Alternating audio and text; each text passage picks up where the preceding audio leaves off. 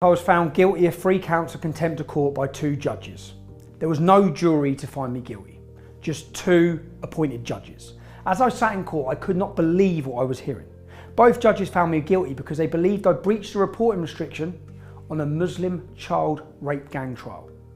They also came to the conclusion that photographing Muslim child rapists while asking them questions before they entered court for their verdict created anxiety for the poor Muslim paedophiles. For that, I was to be punished with the full might of the British judicial system. Let me now outline to you what happened in my second trial for contempt of court. The original verdict was appealed due to unfairness. And allow the appeal against that finding for the detailed reasons set out in the judgment, essentially because the process was flawed. There were no charges for prejudice in the case or potentially collapsing the trial, as the media continued to push out. They originally tried to bring those charges last year, but they had to remove them as it had been proved in court twice. Nothing I said in my live stream could have prejudiced the jury. One charge was for breaching a reporting restriction, and the other 2 charges were for photographing the defendants when entering court and, according to the judge, aggressively questioning them. Both of these acts, the Attorney General and the government claimed could have made these poor Muslim child rapists feel anxious and therefore not be able to participate in their trial fully. This is despite the fact that the trial was already finished. It was over, so they had nothing to participate in. The trial had finished and the jury retired to decide the verdict, which all came back as guilty. Let's look at the anxiety charges first and see what I actually said. So I'm at Leeds Crown Court, where these men here, let me see. Right lads, how you feeling? How you feeling about your verdict? How you feeling about your verdict? How you feeling about your verdict? What verdict? How you feeling about the verdict? You got your prison bag for you? Yeah, look at you. Got your bags for you? You got your bags for you? Yeah. How you feeling about the verdict? Oh, suck your mum's fanny. You got no guilt. Is there any guilt? Is there any guilt, mate? Is there any guilt? Fucking dad. It's a little bitch. Hey, mate, how you doing, alright? Your wife's a prostitute. My wife's a prostitute. My wife's a prostitute. How you doing, mate? What are you in court for today, if you don't mind me asking? I've been seeing your mum. You've been seeing my mum. Another comment about a woman. What are you in court for, mate? How's the trial gone? How's the trial gone? Yeah, how's the trial gone? How's the trial gone, bro? I'm the one in court. You're the one in court, yeah? Why's he carrying your bag then? Anyway. Another comment about your mum. That's every single alleged person who's walked into... Cheers, mate, thanks. Every single alleged person who's walked into court today has made sexual references about women. What's it? Which one? Oh, mate, what are you in court for? Fuck yourself. What's that? What are you in court for? Come on, mate. Why did you just touch him? This is the verdict. So the trial's ended, the jury are making their mind up, and this is the verdict. This is the verdict today. Quick 2 minutes with you. Are you going to arrest me? Michael is going to explain what's going to happen next, right? Am I being arrested? I am being arrested. Causing a breach of peace. I've caused a breach of peace. I'm being arrested. But the content of what you're Can we just say streaming. The content of what I'm streaming, I'm being arrested for breach of the peace. I'm being arrested for breach of the peace. You've all watched this. You've all watched this. You've all watched this. You've all watched this. Can you get me a solicitor? Can you get me a solicitor? Can you just turn off your live feed? Can you get me a solicitor? Turn off your live feed, please. Yeah? Do you understand what I've just said? No, can you explain it again? Do you understand suspicion causing a breach of the peace? What does that mean? What does that mean? What does that mean? What does that mean? What does that mean? What does that mean? What does that mean? I've been told that from the feed you're doing on your Facebook. So to be clear, the questions I actually asked him was the following. All right, lads, how you feeling? How are you feeling about your verdict? All right, mate, how are you doing? Are you all right? Hello, mate, what are you in court for today? If you don't mind me asking. How's the trial gone, bro? As you can see, I was actually very polite despite some of the disgusting abuse that was thrown my way. By claiming that these questions were in any way aggressive, the judge and the prosecution have simply lied in open court. They've lied in order to back up this ridiculous charge of anxiety. Now, these monsters have been previously kidnapping and raping young children in gangs for years, in full view of everyone, including social services and the police force. They don't sound like the anxious type to me. One of them pushed me in the chest and told me to go fuck myself, when I simply said, "All right, mate, what are you in court for today?" The other 3 child rapist monsters, coincidentally, all made disgusting, vulgar sexual references about female members of my family.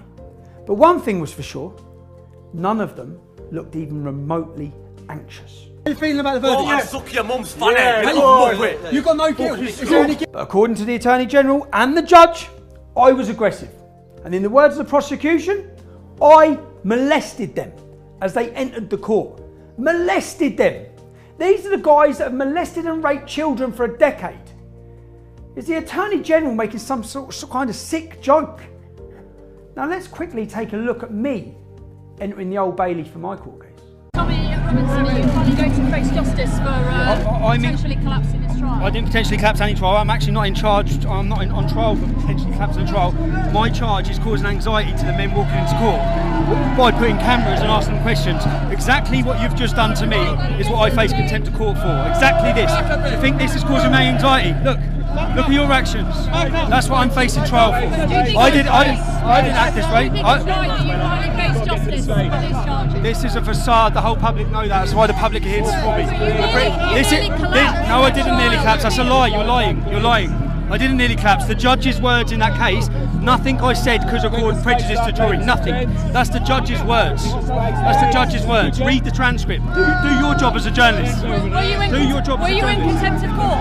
No, I wasn't. That's why I was released from prison. The whole case was unlawful. Now, this is politically motivated persecution by a government who want to silence me. That's what this is. What do you think about the fact they brought these charges back? I think it tells everyone the fact. Look at what's happening here. Can you see this? Look, I'm in court for causing them anxiety. Look at all these cameras, look at all these journalists. Yes, that's right. I was on way into court just like those Muslim child rapists were. Lucy Manning from the BBC blocked my path along with multiple other journalists and media cameramen. She was far more aggressive in her line of questioning, even assuming my guilt, which you're not allowed to do. Tommy Robinson, are you finally going to face justice for potentially collapsing his trial? The media swarmed around me with cameras and microphones in my face. In fact, if you look at it, if you look at the press surrounding me in that video, it was 10 times more likely to cause someone anxiety than the polite, soft questions that I asked a Muslim rapist at Leeds Crown Court. Remember, I was completely on my own. Me and my phone. On Thursday, for the first day of my trial, every single newspaper published a picture of me entering court that morning. According to the Attorney General, that is now contempt of court. We played that video in court as evidence, along with many others like Rolf Harris being pretty much crushed by the press on his way into court.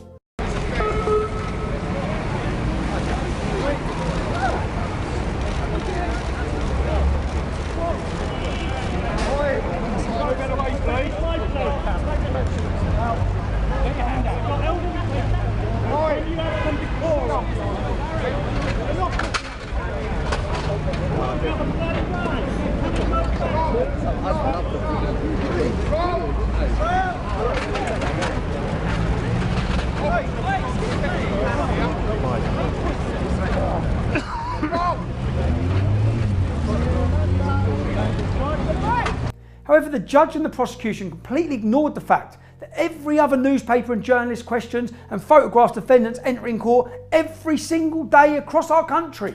But in my specific case, the Attorney General decided for the first time in British history that when Tommy Robinson politely questioned the now convicted Muslim child rapist, it amounts to contempt of court and could have interfered with the court's proceedings by leaving the defendants in an anxious state of mind.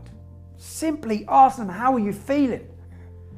I knew the entire system was corrupt when the judge unbelievably agreed with the Attorney General. This has effectively set precedent. Questioning any defendant is contempt of court. Will you ever see another journalist arrested and prosecuted for asking questions or photographing a defendant entering a court? Of course you won't. Of course you won't. Because the Attorney General spent 5 months trying to invent something. Trying to invent something they could fit me up with. And therefore this will be a complete one-off, designed solely to fit up Tommy Robinson. This is a total abuse of power. Now let me address the final charge, breaching of Section 4.2 reporting restriction. Because previously I was ignorant of the rules around contempt of court, I decided to privately pay for media and contempt of court training from Kingsley Napoli, who are one of London's leading law firms.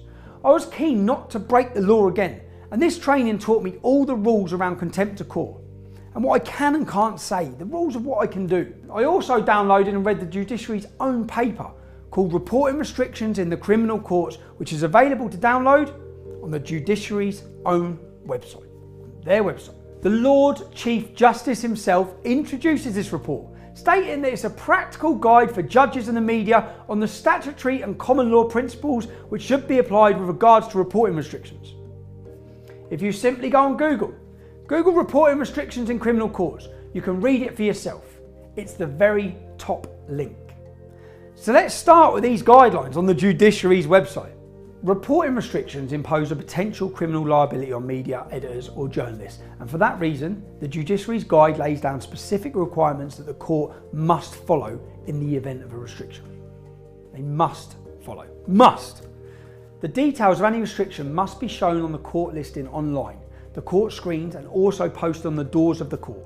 Court staff need to respond positively to any request for assistance in relation to the existence of or the specific terms of a restriction if one exists. As you can see from the outline court listings the day before I attended Leeds Crown Court, they mentioned that the jury had retired, but crucially, there was no mention of any reporting restrictions still in place. This led me to think that as the trial had finished and the jury had retired for the verdict, then the restriction may have been lifted. When I turned up to court that morning, I decided to go into court and ask a member of staff if there was still a reporting restriction on the case. As the prosecution witness confirmed in court, he told me he did not know of any reporting restriction on the case and did not provide me with the details of one as is the required in the judiciary's guidelines. My cameraman also went into court and took a picture of the screen and looked at the door to the court, both of which also had no notification of any reporting restriction. The Attorney General, on reading my statement, then tried to disprove it by interviewing the manager of Leeds Crown Court. Unfortunately for the prosecution, she actually confirmed everything I said. In her words, they had failed to adhere to legal guidelines, and in fact, the details of the reporting restrictions were never even uploaded onto the court system at all during the entire trial. The contempt of court law is so out of date it was set before the invention of the internet. The high degree of confusion around guidelines and reporting restrictions led the Law Commission to conduct a 6-month review and recommendation paper back in 2014. The Law Commission found that the rules and guidelines are extremely confusing and could lead to a journalist mistakenly landing in contempt of court. Their sole recommendation from their 6-month review was that the government create one national website that details all of the trials with reporting restrictions placed. This would allow the media, journalists and members of the public access to fully understand what can and cannot be reported on any restricted trials.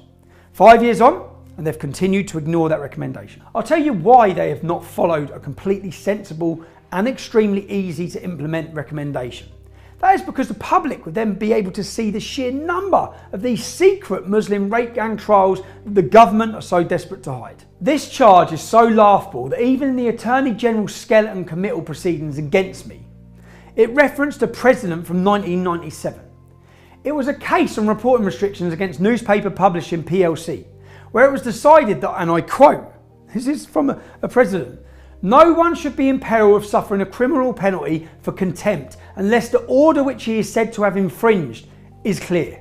Even if I breached the supposed order, the fact that Leeds Court admitted to failing to follow up the required notifications on the order or provide any details when I asked that day means they failed in their duty to inform me of any restriction, let alone make the details clear. The crucial point though is that all of this is actually irrelevant. And the prosecutor just used it as a distraction tactics in court because I didn't even breach the reporting order in place on that day. The fact that the trial had come to an end and the failure of the court to notify the public of the existence of an order led to me to believe it was no longer in place. Given how much the government have it in for me, I decided it would still be wise still not to risk breaching one. During my training and studying the judiciary's own guidelines, their own guidelines issued for judges and the media on reporting restrictions, it mentioned one critical point, which I followed to the letter. The crucial piece of law in the judiciary's own guide that was approved by the Lord Chief Justice himself can be found on page 27. The law states, and I quote, Courts have no power under Section 4.2 to prevent publication of material that is already in the public domain. On that day at Leeds Crown Court, I read details of the defendants and their charges from an already published BBC article that is still visible on their website today. It was material that was already in the public domain prior to the reporting restriction, and therefore, according to the judiciary's own guidelines, could not form part of any reporting restriction. I referenced this several times on my live stream and stated that I was only referencing information already in the public domain. I told Judge Marston this instantly. In the original case at Leeds, they failed to make clear any detailed notifications of a reporting restriction on the case, which according to the legal precedent would mean they cannot hold me criminally liable. But crucially, I followed the judiciary's own guidelines, which have been available on their website for the past 4 years and approved by the Lord Chief Justice himself. I only discussed information on that live stream that was already in the public domain. This information could not have been part of a reporting restriction according to the judiciary's own guide. I had paid for training and read pages of documentation on the court's own website to ensure I never fell foul of contempt of court. Do you know what the government lawyer's response to that defence in court? Do you know what he actually said? Unbelievably, he said that the guide to reporting restrictions, which has been published on the judiciary's own website and has a foreword from the Lord Chief Justice himself, was wrong. That's it, he said it was wrong. I couldn't actually believe it. But the prosecution's entire case was that it did not matter that I followed my training, that I spent hours reading and learning the judiciary's guide for reporting restrictions and followed it to the letter. They simply said that the legal guide which I followed from their website was in fact wrong. So I breached the order. My government were going to get an end result no matter what. A prosecution finding me guilty no matter what, and that's what they got. All of the details I've discussed here were raised by my barrister in court. Have you read about any of these points in any of the press reports of my trial? Of course you haven't. It just highlights how corrupt the entire system is and how the mainstream media are just propaganda puppets for the governing establishment. Last year, Leeds Court broke every single legal procedure possible. They refused me my own legal representation, did not even tell me what I was accused of doing, did not ask me to plead guilty or not guilty. Instead of letting me speak, they sentenced me to 13 months prison in a 10-minute trial, something you could imagine being held in North Korea. It was rightly thrown out on appeal after I had already spent nearly 3 months in solitary confinement. Judge Marston decided that day that I needed to be immediately removed from the street and sent to prison within minutes. The Muslim child rapist, with 16 witness statements detailing the rape and torture of many children he deemed were no risk to the public, and provide them with bail so they could continue to walk the streets alongside mine and your children. One of those monsters decided to do a run the week before the case finished, and it's believed he is still hiding in Pakistan. That dangerous child rapist monster was on the run for months before the reporting restriction was lifted. This meant the press could not even tell the public or warn them, or appeal for witnesses, or try and find out his whereabouts. The government's #1 priority, first and foremost, is to ensure the safety of the British people. But it appears the need to suppress the scale of these gang rapes across the country trumps everything else. This scumbag rapist is still free and to this very day evaded justice thanks to Judge Marston. Do you know that no one in over 60 years has ever been in prison for a publication reporting breach? The judiciary's reporting restriction guidelines do not even mention prison. They reference the possibility of unlimited fines for journalists. Rod Liddell breached the reporting restriction in the Stephen Lawrence murder trial, detailing the defendant's previous criminal record, which risked collapsing the entire murder trial. He weren't even prosecuted. Instead, the magazine he wrote the article for was fined £3,000. Journalists at the Daily Mail and the Daily Mirror both published prejudicial information on the Levi Bellyfield murder of Millie Dowler. It was so prejudicial that it collapsed the entire case.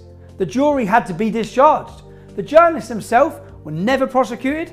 Instead, the Daily Mirror and the Daily Mail were fined £10,000 for collapsing the entire murder trial. They actually robbed one of the victims of justice. A total penalty of £10,000. You couldn't make it up. I spent 3 months on solitary confinement already. They want to send me back to jail. This year, Arif Ansari, the editor for the BBC Asian Network, committed the most significant publication breach possible by revealing the identity of a child victim and witness in the Rotherham grooming gang trial. He done it live on air. Child sexual victims are afforded complete anonymity in the legal system for obvious reasons.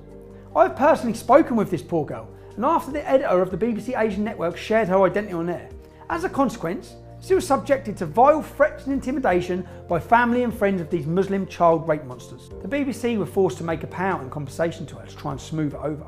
Arif was taken to court this year, but a judge decided he was not guilty of contempt. Although it caused this unfortunate child rape victim further trauma, it was just a mistake, according to the judge. Not guilty, according to the judge. £3,000 fine for risking the Stephen Lawrence murder trial. £10,000 penalty for collapsing an entire murder trial, and a not guilty for revealing a child rape victim's identity live on air, resulting in death threats. Now you can watch on Thursday when the corrupt British establishment will almost certainly try to send me to prison for the second time and make me the only person ever to be in prison for a publication reporting breach, despite not actually even breaching it according to their own guidelines. It has been proven in court twice that what I said could not have prejudiced the trial. The monsters were convicted and the case finished months ago. Look at these other more severe breaches which receive small fines or nothing at all, and then ask yourself why I received a 13-month prison sentence in a kangaroo court back in Leeds. That is because the British state's politically motivated attempt at shutting down dissident voices and generally trying to have me killed by Muslim gangs in prison. There can be no other reason why they moved me out of the complete safety in HMP Hull and onto the wing of the highest populated Muslim CCAT prison in the country. If a defendant is accused of a crime which could land them in prison for greater than 6 months, it is the law that he or she should stand in front of a jury of their peers to ensure fair justice. This contempt of court charge holds a 2-year prison sentence, yet they're refusing me a jury of my peers because they know full well that 12 ordinary people would throw this crock of shit straight out. This is a backdoor way that the Attorney General and the government can effectively sentence me to death in prison by bypassing a trial by jury. Even people who don't agree with my political views must be able to see how unbelievably corrupt this entire process is. The fact that the judges heard all of this in court and still came back within minutes to find me guilty of all 3 charges makes a complete embarrassment of the British legal system, which was once respected across the world. The fact that the government do not care how bent and corrupt this looks is even more worrying. The establishment has betrayed democracy on Brexit. Everyone needs to wake up and realise we're run by a handful of elites who are all connected and actually do not give a damn what the people actually want or vote for. They do not care that the British justice system looks like an absolute joke across the world. All they care about is getting what they want. We are run by nothing more than a globalist dictatorship. The British establishment spends its time virtue signalling about big bad Russia and China, stating that they have appalling human rights and are clamping down on free speech. You are the biggest bunch of hypocrites to walk this earth. The traitors that are running this country have destroyed it. They are removing our fundamental freedoms step by step, every single day. There are Islamic terrorists already serving 30 years in prison for being caught with guns, knives, IEDs. They were on their way to murder me. The British state has issued me with 9 Osman warnings, informing me that they have credible intelligence that Islamic extremists or far left extremists are plotting to murder me, my family. Despite this, they refuse to provide me any details of that intelligence and inform me that I cannot take steps to protect myself. If you have watched this video, you can see this is a complete sham prosecution. My legal team will look to appeal as soon as we have received the written judgment next week. This persecution has already cost over £115,000 in legal fees, and the cost will continue to escalate. I need to try and lodge an appeal so that they do not effectively work towards having me killed in prison. You can help support me towards these costs at tommyappeal.com. I can't thank those who have contributed enough and will be eternally grateful. I am Stephen Yaxley-Lennon, but we are all Tommy Robinson. Never ever surrender yourselves to the enemies of free speech.